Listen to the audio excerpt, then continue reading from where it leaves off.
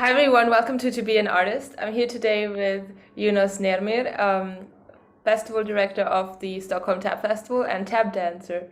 Hi Jonas, how are you? I am good. I had a bath and my breakfast slash lunch, so I'm all good. How are you doing? I'm great. How you doing? Like Joe in France. um, I know you from the Stockholm Tap Festival. But how did you start tap dancing? I found tap because of the Lindy Hop and swing dancing, because that was my first dance when I was a little kid, like 9, 10 years old. Started with Lindy Hop and all the swing dances, Charleston, Big Apple, Black Bottom, authentic jazz, and then tap is not far away because of how closely connected it is historically. There seems to be a big swing dancing community in Sweden. Yeah, it's pretty huge. How come, do you know? Well, it happened as so, or what do you say in English? No, but like when the swing revival happened, and it's like same as the tap revival. It was never dead. It was just not in the spotlight, and at least not globally. But it was a strong Lindy Hop community in New York. But then globally, there was a few people who at the same time independently started like getting finding the interest for it and started like searching for the old swing dance masters. And it was some US dancers and some British dancers and some Swedish dancers, mostly those three countries. So that's where this revival started in the UK and Sweden and US. So that's why we have a big community, because we had the swing since early 80s and been building a long time. Were you always connected to the US, like also with tap dancing? Well, how do you mean? Because a lot of people tell me they did grades first. Like Anula, for example, was on the podcast and she said her like early tap dancing experience was completely different from what she knows now because they just learned little routines. Um, they didn't learn any of the history and stuff. Was it the same for you, or because it came from Lindy Hop, were you already more connected to all those things? I think, I think I was more connected because this Lindy Hop is also like strong in tradition and honoring the masters, and I grew up watching all these old dancers from the swing era and whatever you could get your hands on, because there was no YouTube when I grew up.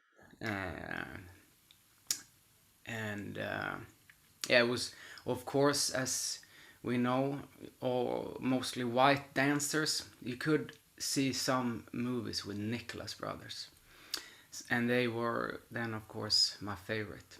So I tried to dance like them, like splits and I couldn't jump up the wall, but maybe some flips and splits.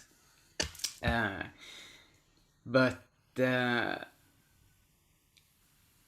yeah, it was. So that's same now. I can't do splits anymore. But like that's who I look up to still, Hmm. Nicholas brothers, among others. But of course, it's so much wider now. So I wouldn't say that it was different or it has changed. It had just grew Hmm. a lot with everything that you can do with tap dance. And as I say sometimes and feel, I mean, when I started, I thought also, like many, oh, tap, that's a swing dance. It's part of the swing umbrella. And swing is a huge part, I feel. But tap can be almost any genre Mm-hmm. in a way. I would say tap is jazz, always, it should be. But then, you, how do you define jazz? Mm-hmm. You can't. Eller ja, if you have to ask what jazz is, you'll never know. Like, was it Louis Armstrong who said?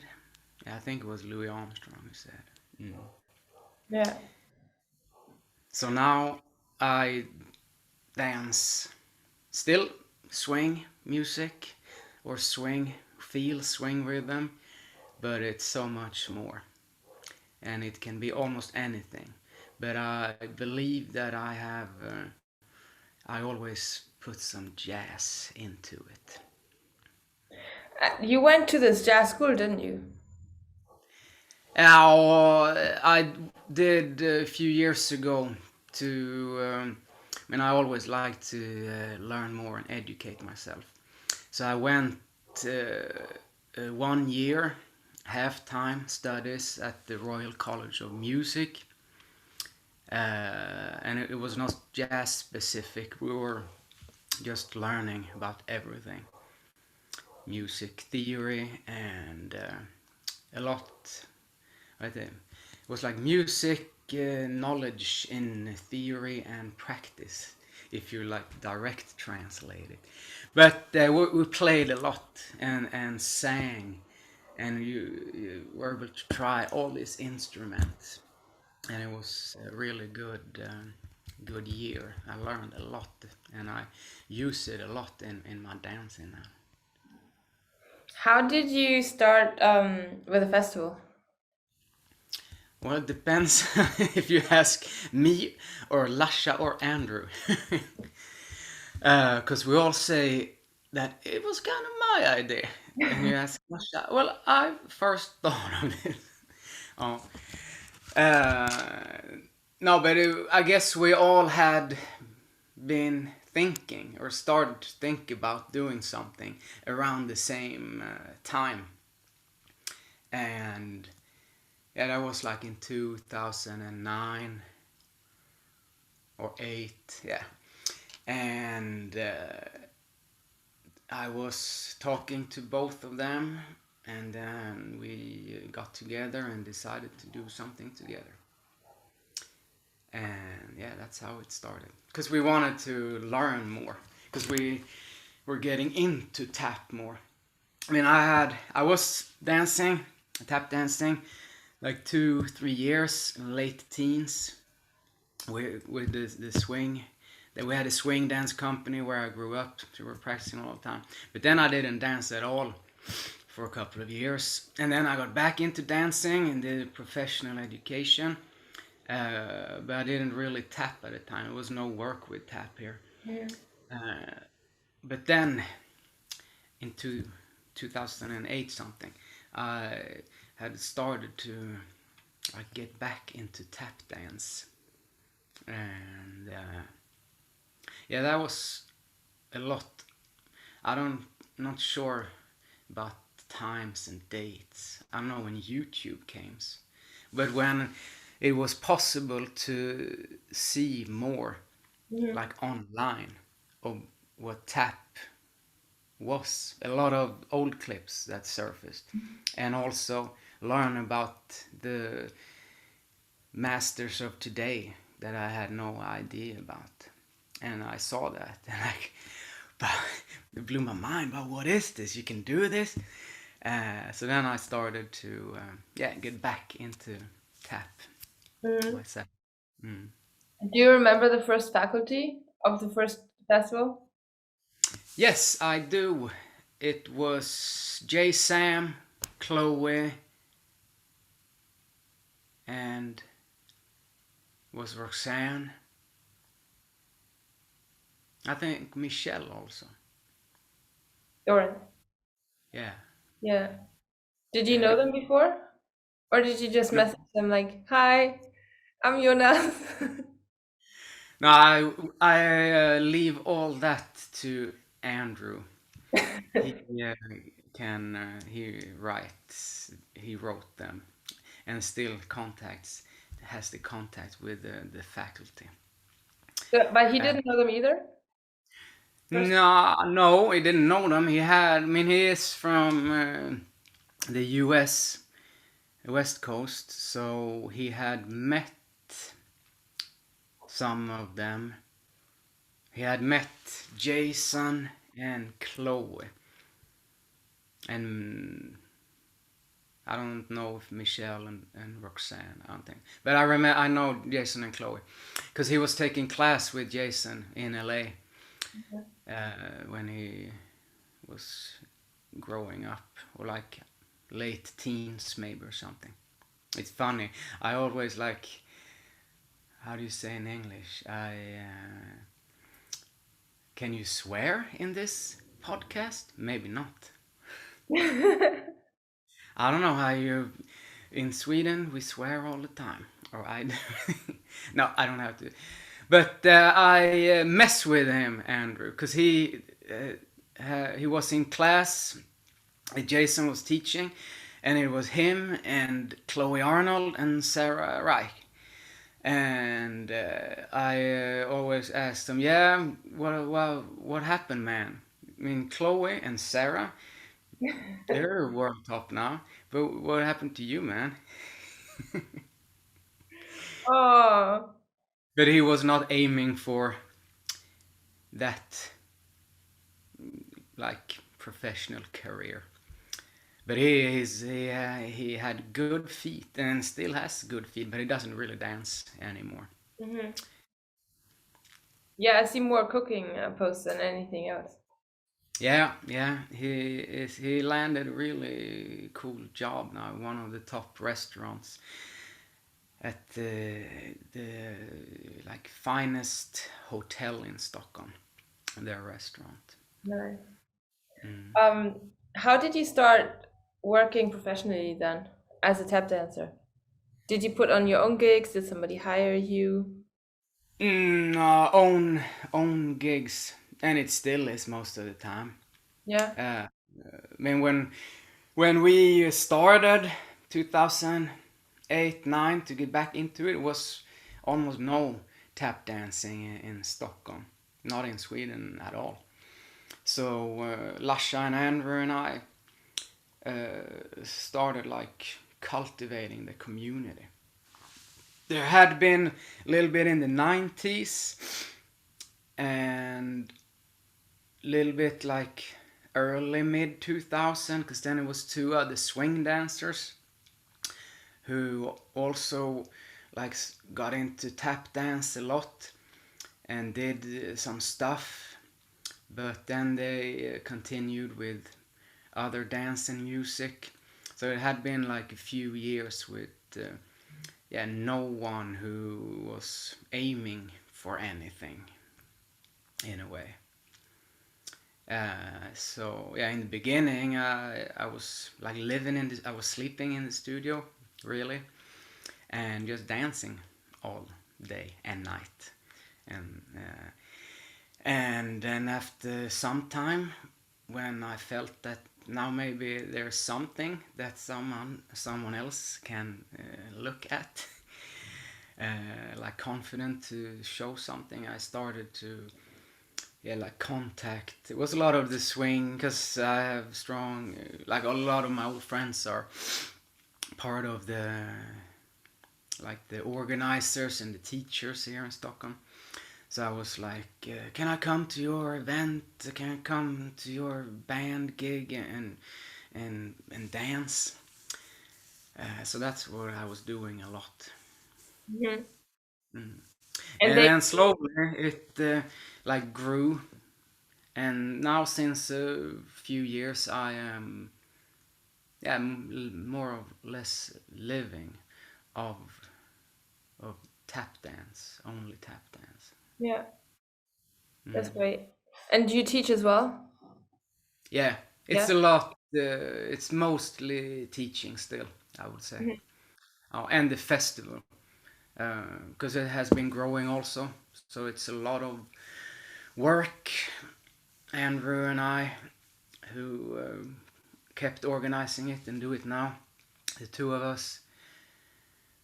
When we have a summer break, but it's almost it's like a year-round thing. Not full time the whole year, but you have to do some stuff. And then some months it's full time. Yeah.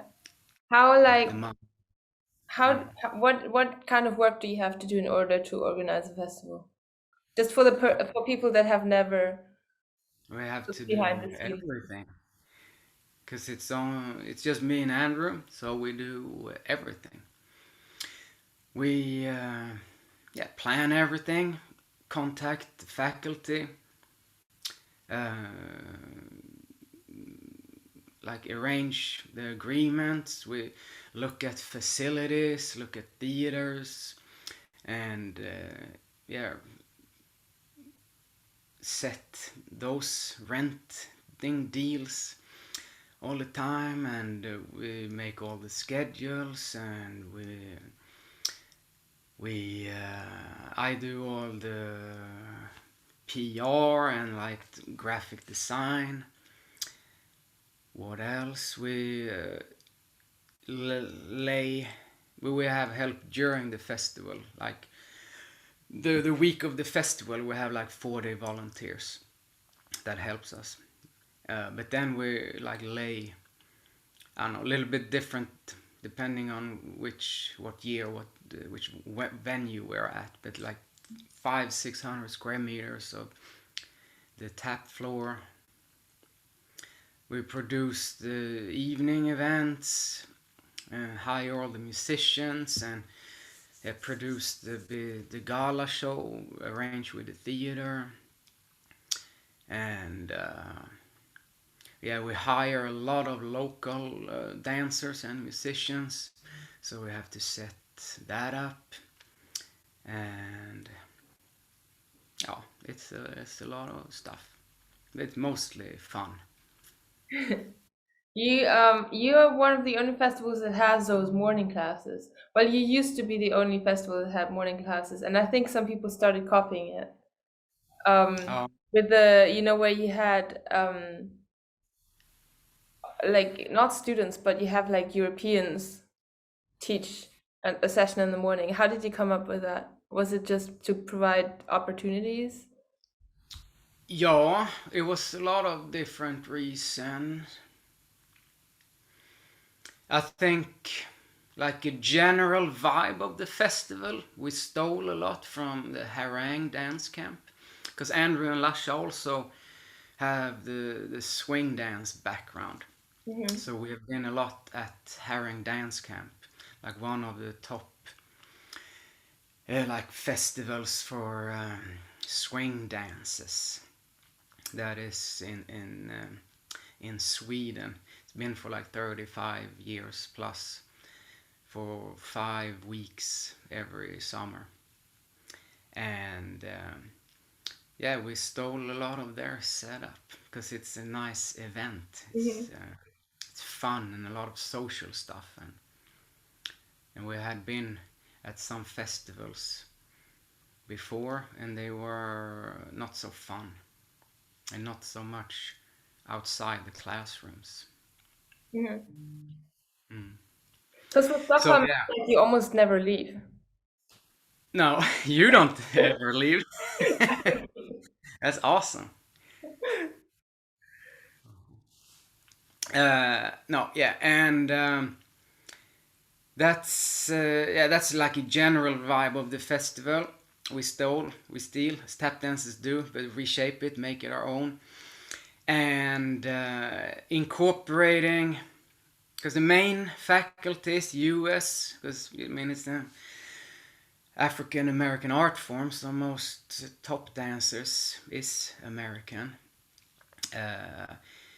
Uh, but then we want to like build a community, and not just like build the Swedish community, but also like the European community in a way, and bring nice dancers, and a lot of them they have become are very like close friends.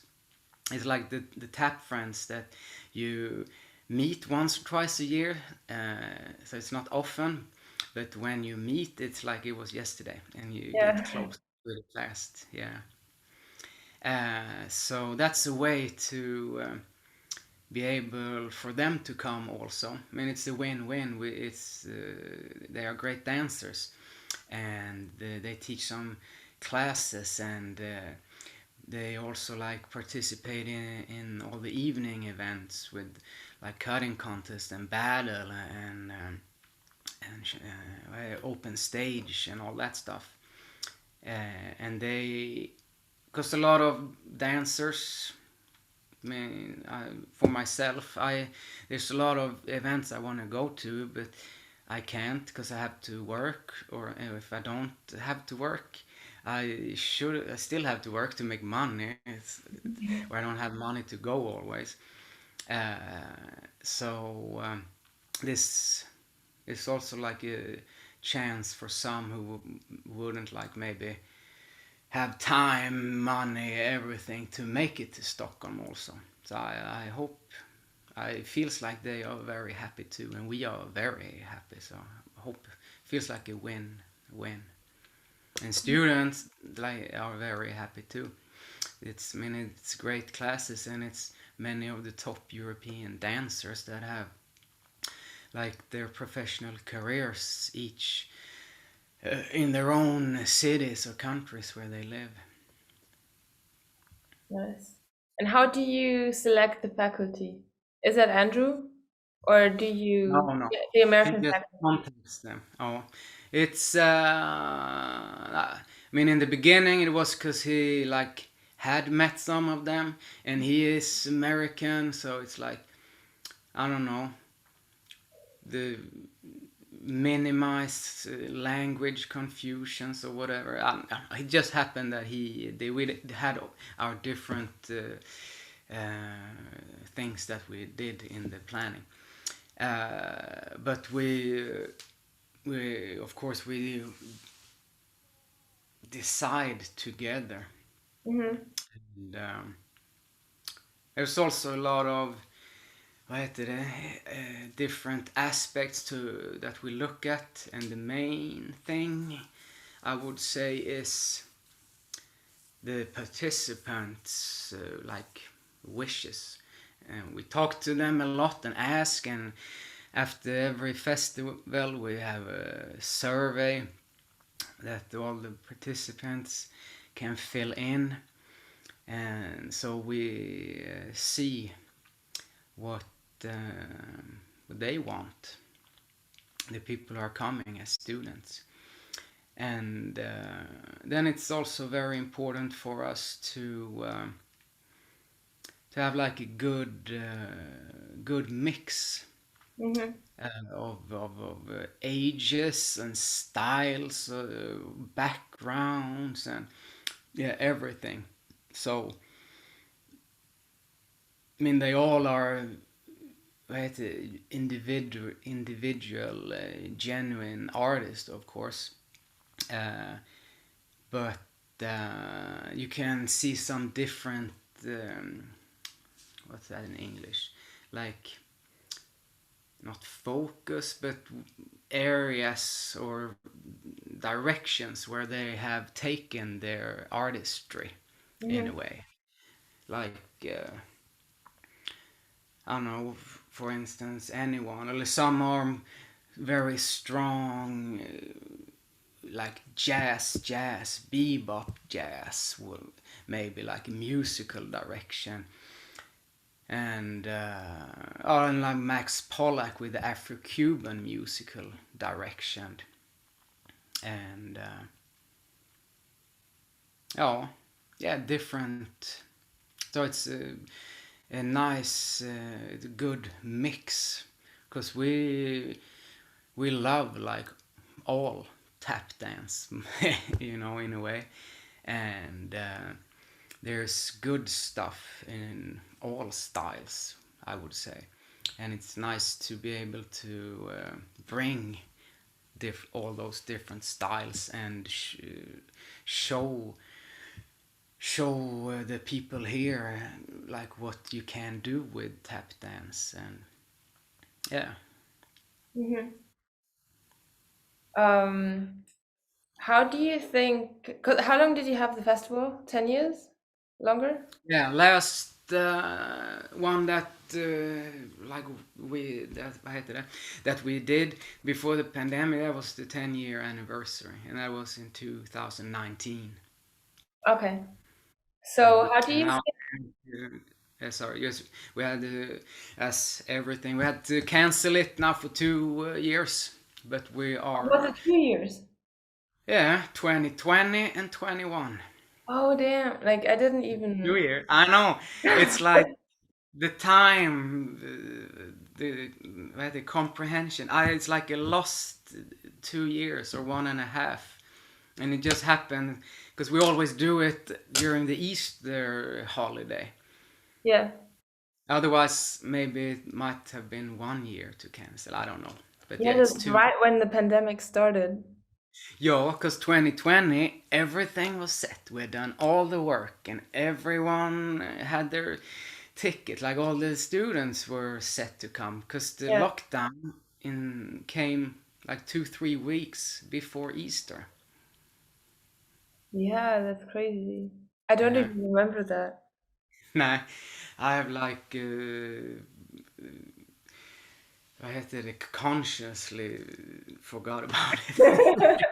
It was not fun. Like for a lot of people in the arts world, or yeah, show business. It's so funny because I feel like I was really busy in the pandemic.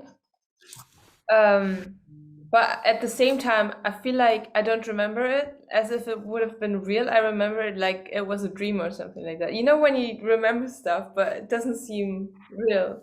2 years. Jo. Crazy. Ja. Okay. How do you think in the past 10 years the tap scene in Europe has changed? I think it has grown a lot, actually. Uh, yeah, it feels like it has grown a lot, and many new festivals and events. And it has like specifically, that's how you say it. Anyway, well, but with like online and internet, it has, because the world grows smaller, so it's also easier to connect and learn about the other communities. So that's maybe also part of it, that I learned about stuff that I didn't know. Because I mean, some places have had events for a very long time. I mean, even as long as since tap was a thing. It's like when it was same time as it was a thing in the U.S. Mhm. And a lot of the old masters came to Europe like during the swing era, and also after in 50s and 60s. Uh, yeah, I would say maybe like Spain, France, and Germany had have had like dancers community for a long time, but maybe it was more separate, and now people know of each other, and you travel more and you connect more. So much easier now to also like advertise and beyond your own network, Yeah, um, yeah, with YouTube and websites. Everybody can have a website. yeah, yeah, definitely. Oh. What do you have coming up? What are you working on currently? I have some stuff actually, which is awesome. Some stuff that I've been thinking about for many years, but I haven't had the time for.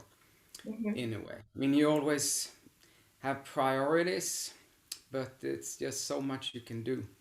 And I'm not complaining, because it's been awesome to have more students and teaching opportunities, teach a lot, and also that the festival here has been growing, and all that has been that's been like a full-time thing.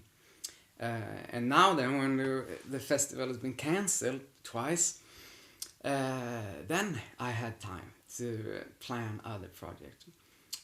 So I have still been busy, and it's been very fun to be able to have that time.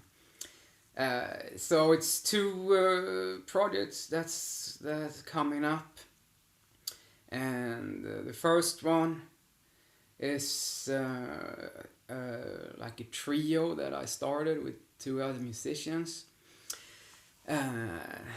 It's a trumpet player and a bass player, upright bass, and we play music, and we have our premiere concert in like a month.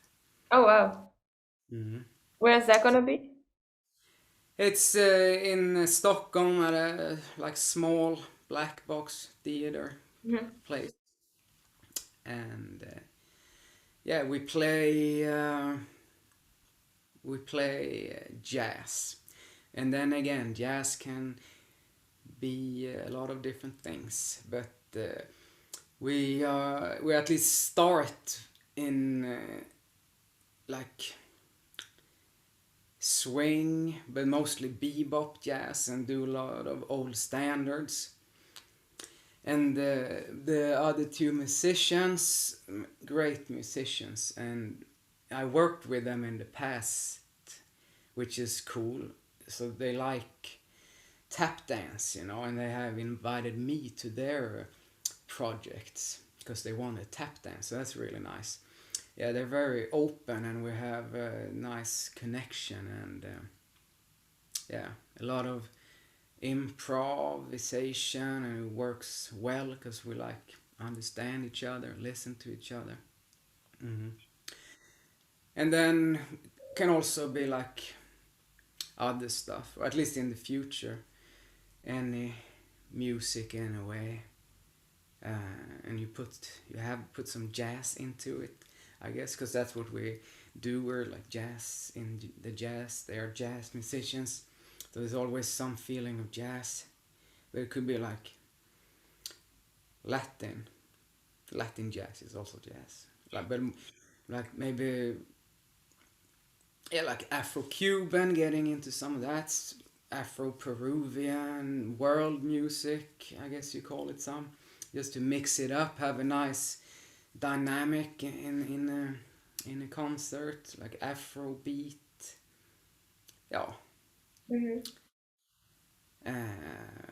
So if you are in Stockholm, you are welcome.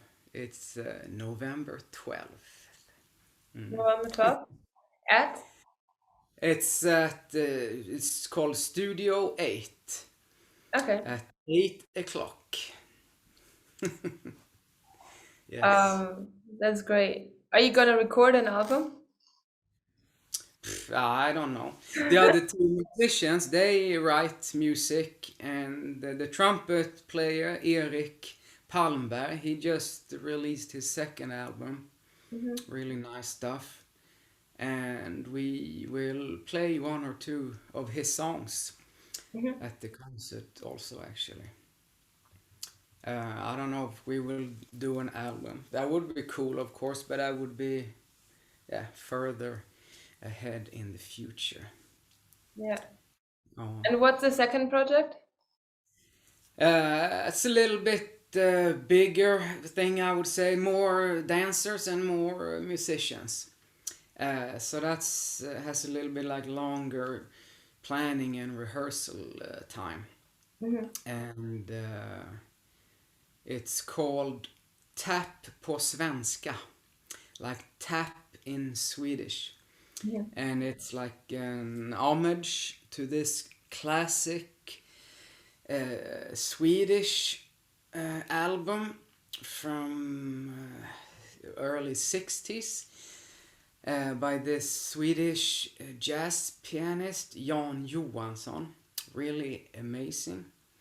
And he was mixing Swedish folk music and jazz. Mhm. And that's what we're gonna do with this like concert performance show.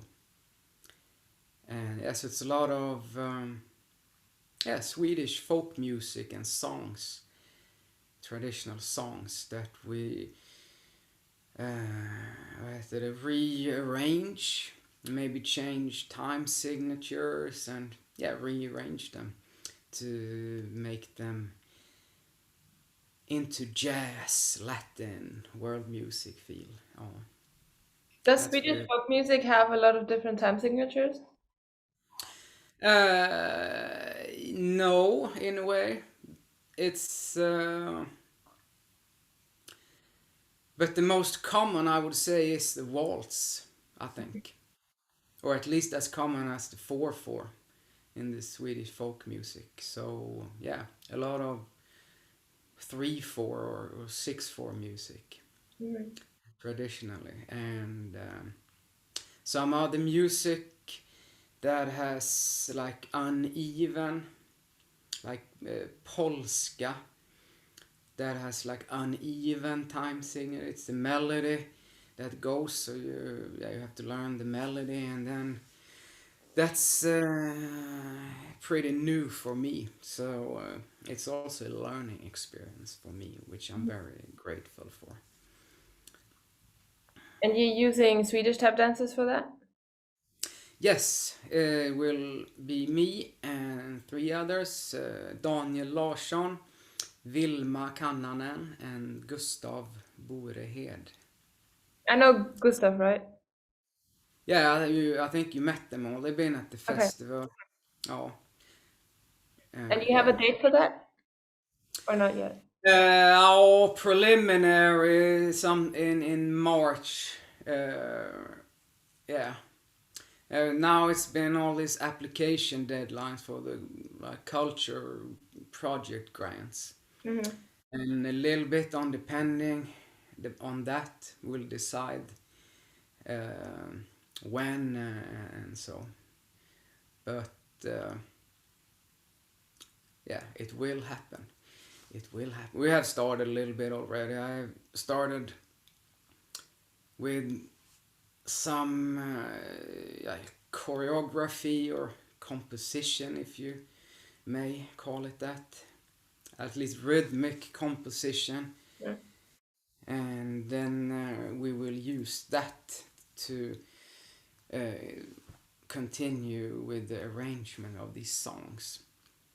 I have a pretty strong like rhythmical and musical structure sense or feel, but I know nothing about like harmonics. Hmm. The music studies I did, we learned a lot, but I mean to really to know that that's the lifetime, and I'm still in the beginning. I mean